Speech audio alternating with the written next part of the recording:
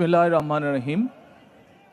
আমি মরহুমা বেগম খালেদা জিয়ার বড় সন্তান তারেক রহমান।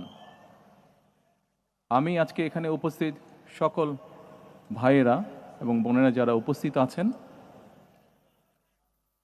মরহুমা বেগম খালেদা জিয়া জীবিত থাকাকালীন অবস্থায় যদি আপনাদের কারো কাছ থেকে কোনো ঋণ নিয়ে থাকেন, দয়া করে আমার সাথে যোগাযোগ করবেন, আমি সেটি পরিশোধের ব্যবস্থা করব ইনশাআল্লাহ।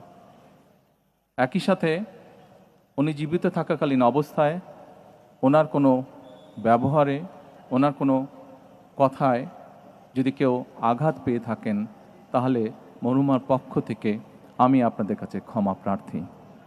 দোয়া করবেন আল্লাহ তাআলা যাতে ওনাকে বেহেশত দান করেন। আসসালামু আলাইকুম।